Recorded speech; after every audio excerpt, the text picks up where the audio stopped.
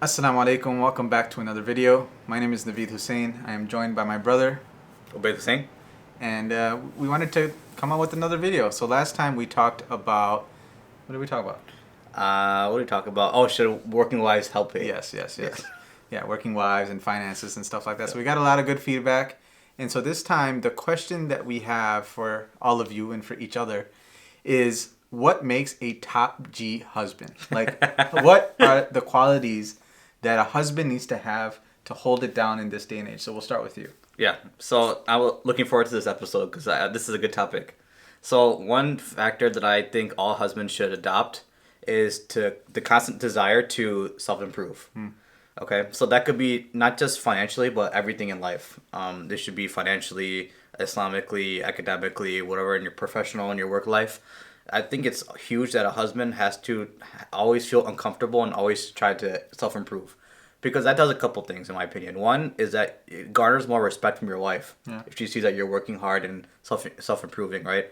If she sees that you're like working really hard, paying the bills and learning more about Islam and getting your physical, like your shape right, then she has to just respect you because you're working hard. Yeah. Another thing too, what I learned while being married too, is if I am the one doing that, it drives for more productive conversation too. Like one thing that we talk about in all marriage courses we all hear is the importance of communication, right? Yeah. And the importance of having conversation on a day-to-day basis with your wife. So when you guys aren't self-improving, the wife or husband, conversations go kind of stale.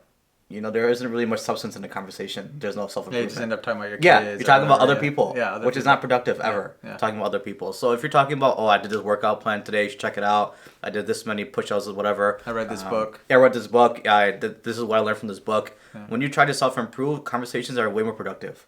Absolutely. So that leads to more better communication. It does so many things for your marriage, and it spices it up too. Yeah, absolutely. I think in another video I talked about like just growth and like kind of assessing yourself from the day that you've been married to like right now. Yeah. Right? And have you grown in your income? Have you, become more fit? Have you become more social? Are you able to have more confidence? Like you should really assess yourself, because it's so interesting where if you concentrate on yourself, it actually helps you improve your marriage when you have that growth mentality. For sure, especially as a husband too. If you grow personally with your income or whatever, it raises the family value too. It raises the wife too if the man is improving. Yeah, absolutely. Right? So it actually just helps her image too and your image in the community as well. So it does plenty of things beyond that. And it shows a level of humility too.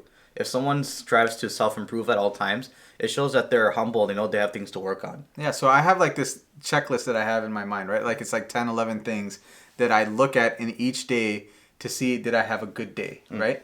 And so like I'm sure I can't name all like 11 things right now, but like, okay, did I go to the masjid today? Did I read Quran today? Did I give charity today? Did I call my mom today? Did I hang out with my wife? Did I hang out with my son? Did I learn something? Did I earn something? So like I have like these different check marks on a given day, and like at the end of the day I'll ask myself like, out of the 11 things, how many did I check off? Okay, I got 6 out of 11 today, 10 out of 11 today, 11 out of 11 today. Wow, subhanAllah, what a great day, And so I think that each one of us can make our own little like habit sheet and see if we're actually meeting those goals. Yeah. So do you have like actual paper that you write on? Yeah. Or mental? No, so I have an actual piece of paper. Yeah. So I have like a little notebook that I keep with me.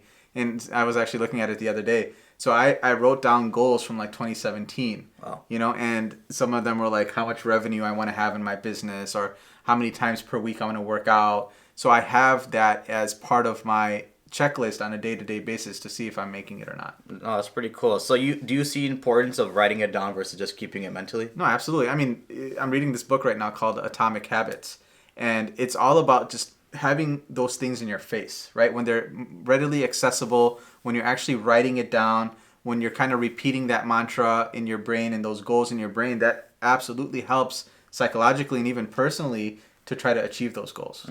Okay, no, that's a good idea. I think I should just do that too for my own personal 11. Yeah. Like my 11 doesn't have to be matching yours, Yeah, obviously, exactly. right? Yeah, Everyone has whatever their it own is. values or Yeah. whatever. Yeah. But as long as I think if your 11 or 10 track like covers Islam, covers academics, your work, your relationship with your Physical, wife and working kids. out, yeah. Yeah, working out. Yeah. As long as you have some kind of variation of all those things, I think whatever 10 that you have in your goals list or whatever, your daily checklist should be enough. And I look at it the other way too, is that like each area of my life has to be a 7 or above, right? So like if I'm looking at the relationship between me and my wife, me and my kid, me and the Quran, me and my salah, like the masjid, like everything should be a 7 or above.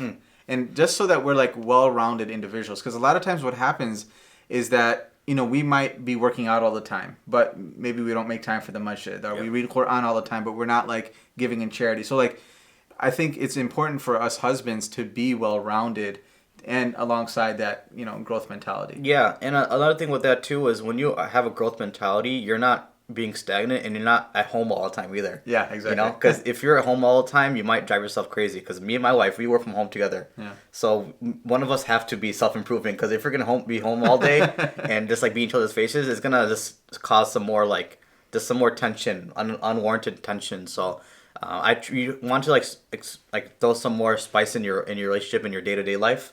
Yeah. It just drives better communication and it just makes your life more productive. No, man. I think that's a great one. The one I've been thinking about actually is a little broad, but it's having control. Okay? And really what I mean is having control over your emotions and kind of control over the situation.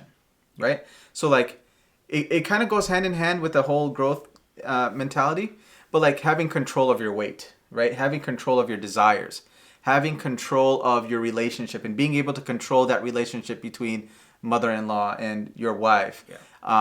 Control of your emotions. And I think this is huge, right? Like right now we have this kind of push for, or you kind of see like the, you know, masculinity and whatever the heck is, you know, people are talking about, whatever, right? But really what I think it comes down to is being able to control your anger, control your emotions, control your reactions. And I think a successful husband, and I think you can garner the respect of your wife when you are able to control those emotions. You're not like flipping out on things. You're not getting, you know, worried or anxious. And so that emotional control and just that control in general, I think is a very big deal. For sure. And you're not necessarily saying that a husband shouldn't get mad, but it should be like controlled anger. Everything should be controlled. Controlled anger Absolutely. as well. You're not saying to just shut off your emotions because that's not practical. No, absolutely not. And that's the other thing, right? Sometimes what you have is that people who are too angry and they react to everything and they yell at people for every little stupid thing. Yeah. And then you have the opposite, right? Where like you're so laid back and you're like, yeah, wife, whatever you want. It's up to you. What do you want for dinner?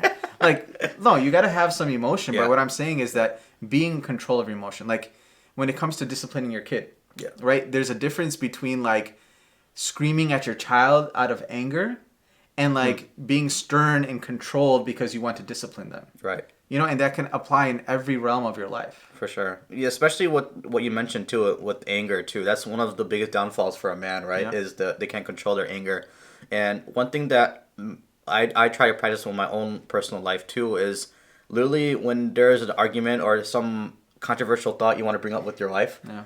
That's the time where you're the emotional emotional one, right? And even at that moment, you have to be controlled with your emotions. So when she has something that she wants to bring up with me, I let her be the one that's emotional. So like if two people are emotional in a debate or an argument, there's gonna be just chaos and like havoc, right? Yeah. There's gonna be a name calling, etc. So one person has to take that role to not be the emotional one when it comes to a debate. And I want the responsibility to be on the guy. Yeah, because I'm the man. Exactly, Because I can't relate to how women think. Yeah. But I want to call out the men to be like, I want you to take ownership and be the one that's not emotional. Exactly. Like controlling the mood in the house, controlling, like you said, anger, but controlling your finances, right? Making sure that you are on top of it. You're looking at your spending, making sure you're setting budgets, you know, kind of controlling like, you know, the social life of your family. Like, honestly, like, I feel like that's where that true leadership can come through in your being a, you know, top G husband is through control. So you mean social life as well? You said that men should control like social lives as well. What does that mean? Like in the sense that controlling it in the like if you're going out every single weekend, okay, and you have parties Friday, Saturday, Sunday, and you're not having any time with your wife, you have no time with the kids, you know, like what's the point of that? Yeah. You know, you're just trying to climb the social ladder, but here your children and your wife are like, you know, suffocating, or you're not, you know, putting time into your relationship, into your fitness, into your Quran, the masjid, and other things because you're not controlling the balance of your life. Yeah, and that takes like self-awareness, right? So that's a very good point too, because if you're in a community event or something like that, you're the guy that helps people like get out of their chairs and seat them properly and like feed them, make a plate. But when you're at home, you expect everyone to do that for you. Like you're being like two-faced. Yeah, You're so nice to the community and everyone around you except people who care about you the most, which is your family. And I think that's the number 3, right? Is that social life versus your personal life. I think your personal life has to be better than your social life. Yeah. Meaning like the way you care for your family, like the way that you way you act with your spouse. Yeah. The way that the adab in your house should be even better than the adab that you have outside. Yeah. I'm sure there's times as a spouse where you saw your spouse being like nice and serving people in the neighborhood, and you're like, man, why can't she or he do this for me? Yeah. You don't want that ever to happen. Exactly. You should be like, oh, he does this for the neighbor, but he does even more for me, or she does even more for me. Absolutely. That should be the ideal. Because the person that knows you the most is your spouse. Yes. Like, you don't know me as much as my spouse does, even though you know me obviously my whole life. And my mom, now, obviously she birthed me and she raised me, but Nabila knows how I really am. Yeah. My wife. Yeah. And if I'm going to be telling you how to be a good husband and she's at home telling me, like, well, man, he's not practicing what he's preaching. Yeah, exactly. Yeah, he's going to call me out. Yeah, absolutely. And as she should. Yeah, absolutely. You know? So you can't be, like, putting a good front in the social world, but then be completely opposite in the personal life. I've said it 100 times. Like, if you, and I'm sure everybody says this, if you want to know if you're going to Jannah, like, literally ask your wife. Yes. Right? Your wife is going to be the one that's where you are expressing yourself of what type of man you are. You could be out, in the public, you could be at the masjid, you could be in the gym, you could be killing it outside. Yep. But if you're coming home and you treat your family like crap, your wife like crap, like, who are you, dude? Screw you, like, that's not what Islam teaches, and that's not what it means to be like, a good husband. Yeah, subhanAllah. So that's tough because you want to take accountability before Allah takes accountability on you, right? Yeah. And the best way to do that is to ask your wife and give like a proper evaluation. That's tough as a man because we is. have a lot of pride and ego. I know I do. Yeah. So like, even asking for apology and asking for feedback and evaluation is tough to do, to ask anyone for it. Yeah. But that's the only way you could really self-improve, which I just mentioned. And earlier. even if you're the type of guy who is like very stern outside of the house, you're very serious and you're very, whatever, and everybody respects you outside,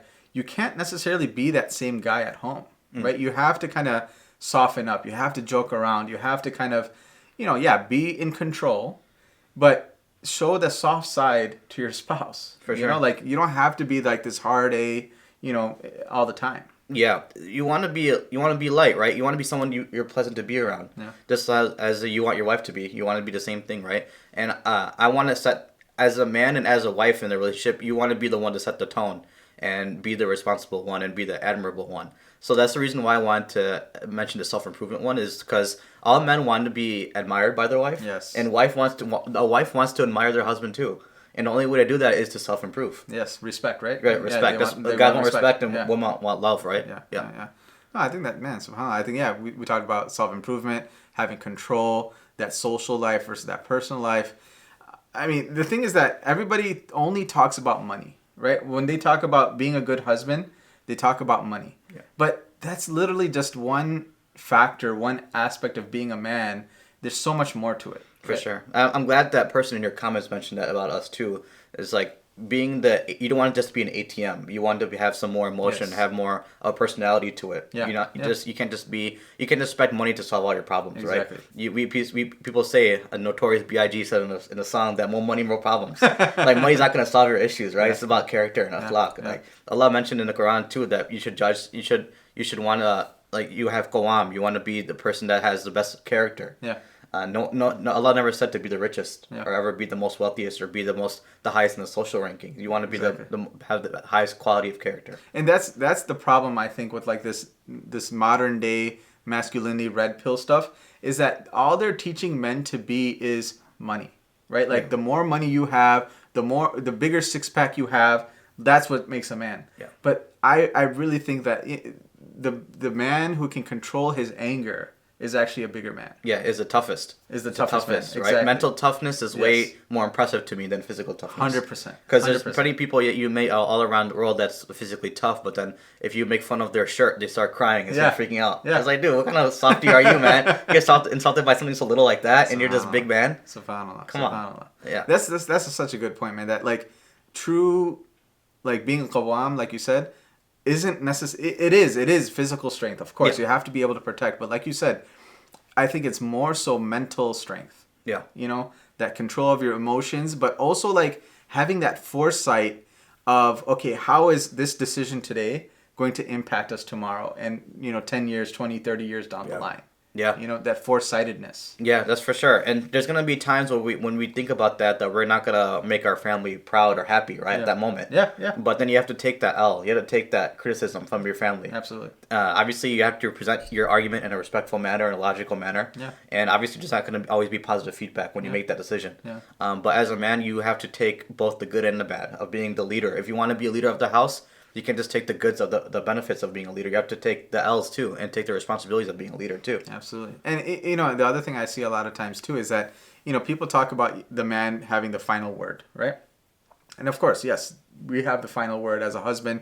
We are going to be the ones who are going to be held accountable for our wife, for our kids, the dean of everybody within our flock. Yeah.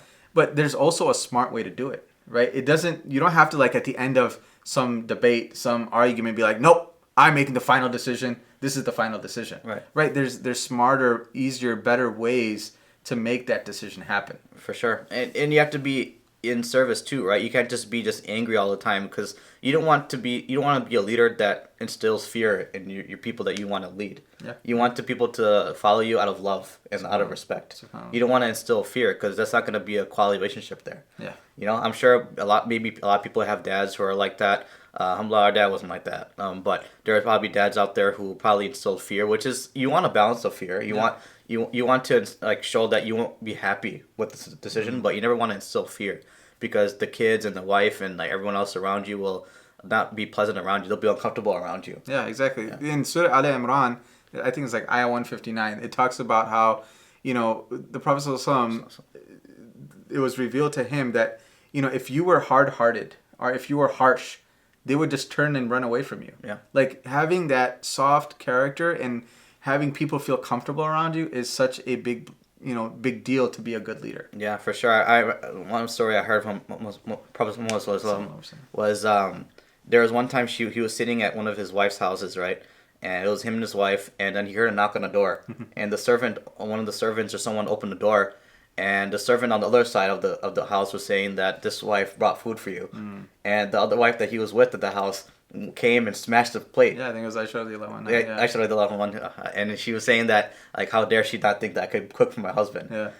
If one of us had that happen with us, imagine how angry and emotional we would get. Yeah. Muhammad sallallahu alaihi wasallam, what he did was he got up, he carefully put everything together and paid the servant the money and just kept it going without even saying a word. Dude, I think about the other story of the Prophet sallallahu alaihi wasallam. As he was walking, there'd be an old lady who would drop garbage on his head, and every day he would go and she would drop garbage on his head. Yeah.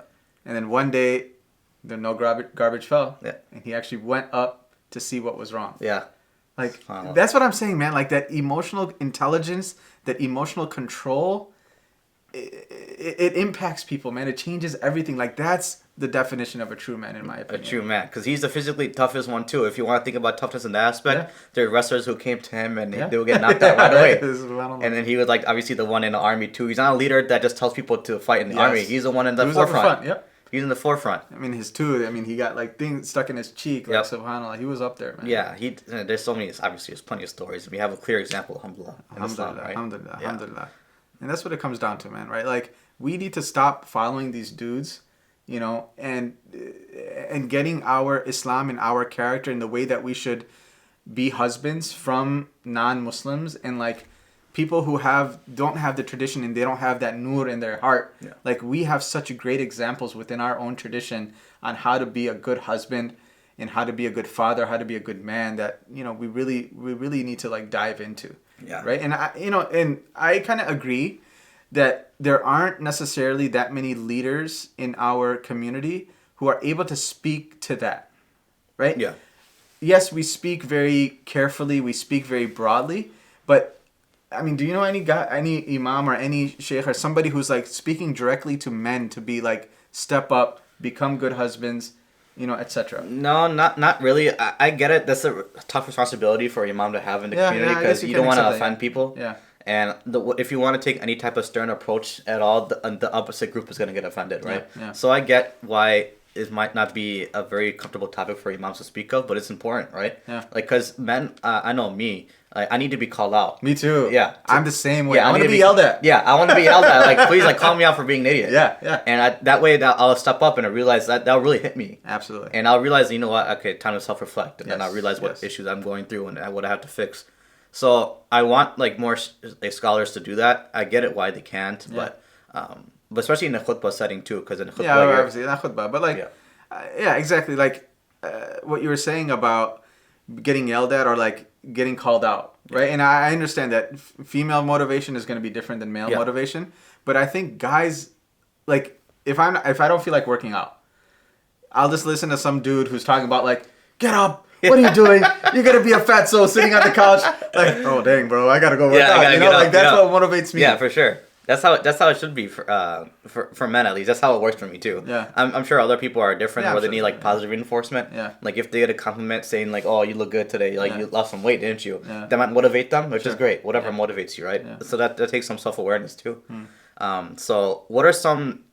So you said controlling your emotions, right? I basically was saying self-improvement. Yeah. I guess they both go hand in hand somewhat, but it's still important to highlight. Yeah. Is there any other qualities that we're missing? No, I mean you got like those love languages. Yeah. Like there's touch and gift and blah blah. Like, and it actually talks about this in the book that we're doing for the book club. Yeah. The 7 Principles of How to Make a Marriage Work by Dr. Gottman. Okay. So there's a few things that he says in there too.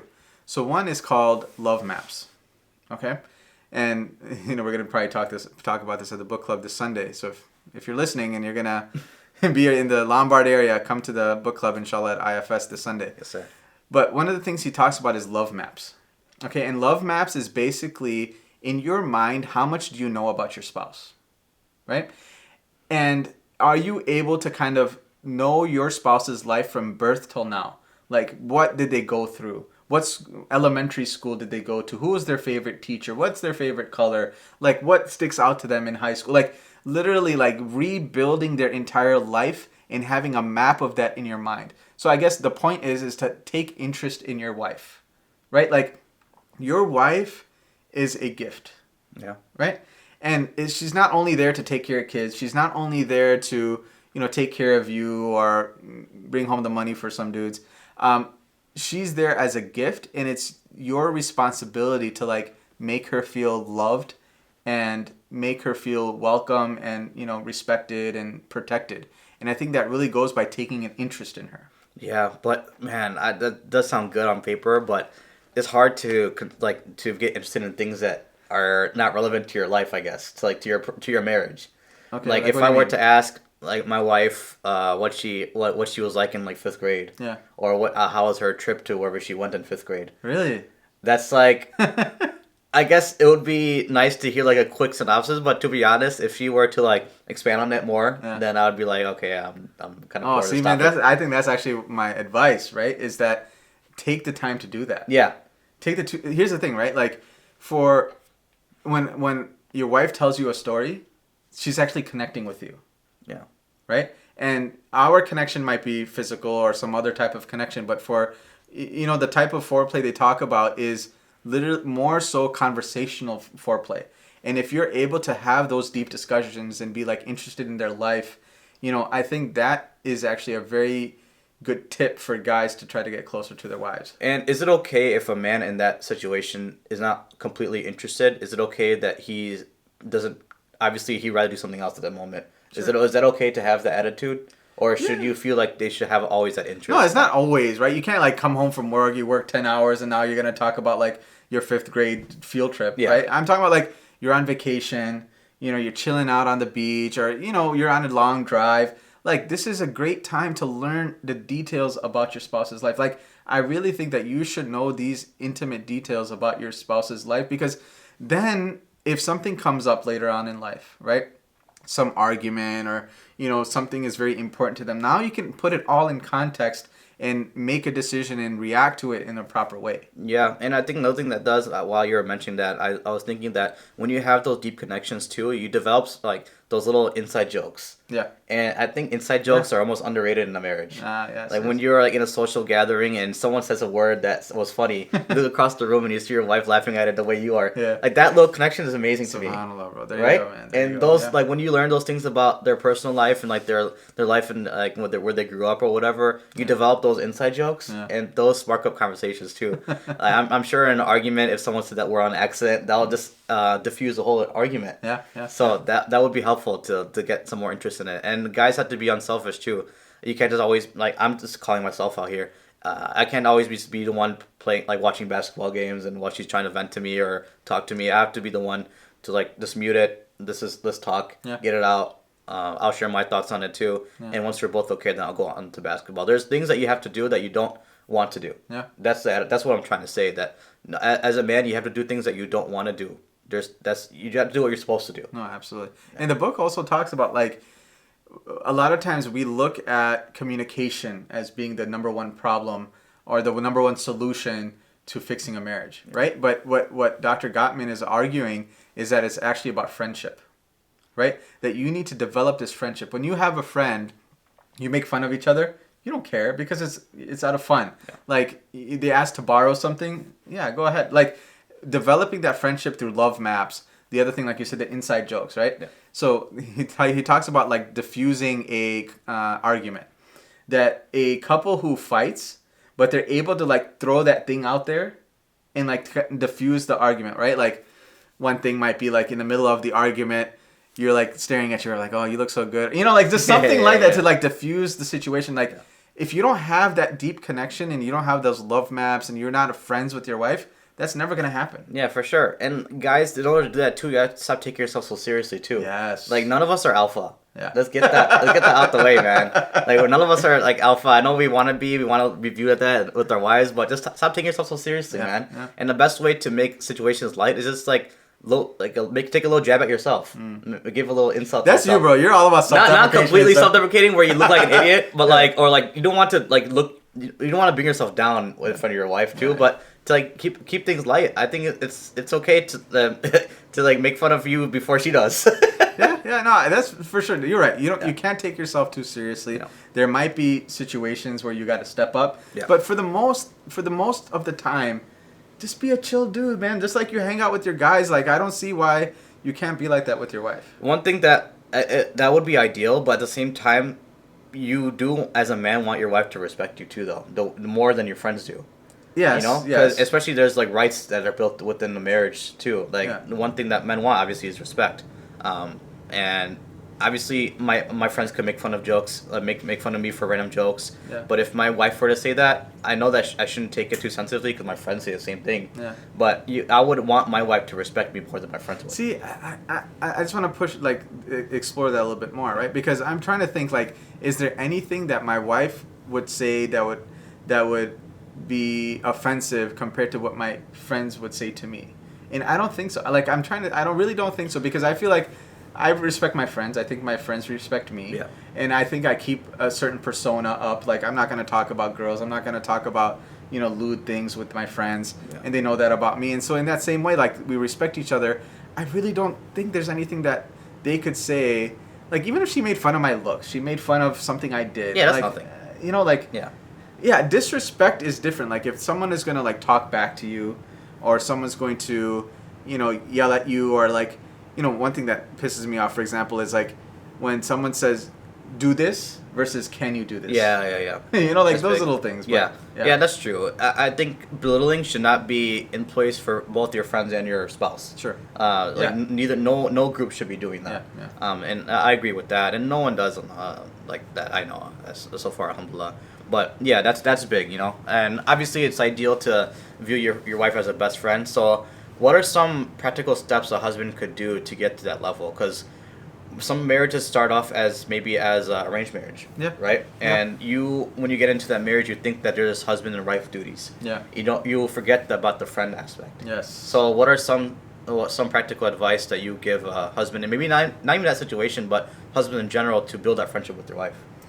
I mean, I'm gonna go back to love maps, right? And I know that for some guys that's really awkward to like talk about, and you really might not even care about like those details of, fifth grade, sixth grade, whatever. But I really, really do think that that's important, man. I think that what makes a friend? Friend is somebody that you have something in common with. You enjoy something together. You can hang out with them. You enjoy their company. Yeah. Right? And so if all you think about is duties and you're sitting with your wife and all, you guys can think about is, oh, you have to do this and I have to do this. Why didn't you change the light bulb? Why didn't you cook this? Why didn't you make like, yeah, you're going to hate sitting next to each other. You talk to teenagers, right? Teenagers don't want to be downstairs in the house because they know that their mom and dad are going to be asking them to like run around and do all these things. Yeah. You're going to get that same type of feeling if that's the relationship that you have with your wife. True. Yeah, that's true. And maybe one thing to counter that too would be to understand the timing of when to bring things up. So I'm sure for you came home really late today, right? Yeah. So if 7:30 you came or 7:30 I came home, and obviously that's the last thing I want to do is talk and vent and socialize, right? I want to stay quiet. Yeah. I would hope that my wife understands that and save off things that she may be complaining or venting about until a later time. Sure. Like usually, like for me, I'm hangry. I get hangry at 7:30 if I come home late. Yeah, so I need to eat first, and then I'm open to conversation. Yeah. So I think we have to understand each other's timings. No, but how does that come? That's going to come through you telling your wife that. Yeah. You can't expect, like we always talk about we can't read our wives' minds. But dude, we're like expecting our wives to read our minds. Yeah, that's true. Like you would think that men are usually the more confrontational ones, right? Yeah. But a lot of us aren't very confrontational. We have so many expectations. Yeah. But how can we expect our wives to follow it if we never told them? Yeah. Imagine a marriage if we both parties decided what I could do for you. Imagine how amazing that marriage would be, right? It's such a simple concept, but it's hard for us to manage, and myself included. No, that's the thing. We go outside back to that point. We're gonna go and we're serve everybody. We're gonna go and hand them food, 2 hands under the chai cup, and we're gonna XYZ. But like, that's what we need to do at home. Yeah, that's what we need to do at home. I like, some sheikhs, they actually tell their students to move away, right? To get out of where you grew up, so that you can spend time with just your immediate family. I think even Qari Noman was talking about this too. He was talking about how he moved to Milwaukee and how he stayed there for 10 years. And all he had to do was hang out with his family. Sheikh Husain sent a bunch of, I think that's actually so important to just concentrate on your wife and your kids, develop that, be able to hang out with each other, enjoy each other's company. And I think that's how you become a good husband. Yeah, no, that's a good point because society's foundation is family. Yeah. So if the foundation is broken, which is if your family is broken, then how could you fix society? If your family is broken, right? Yeah, bro. So no, that's definitely true. I gotta think about that too, because especially in the bubble that we live in, there's always I'm sure people who are obviously way more known than me have a lot more social duties than I would. Like I'm sure it's probably busy for sheikhs especially too. Yeah, man. To manage that. I think about that all the time. Like, man, how do you guys like lead 5 times namaz prayer, lead a halaqah, and have time for your family? I mean, I guess that's why they're at the helm. I guess. But yeah, it's a struggle for all of us. Oh man, that book, honestly, like there's so many things that are coming up from that book that the 7 principles that really could help husbands. Like there's this other thing called bids for affection. Okay, that's a good one. So basically, what it's talking about is, let's say you're driving down the street, okay, and your wife is like, "Oh, that tree is nice," and it's usually me who says this. Yeah. Oh, that tree's so beautiful. It's so nice, right?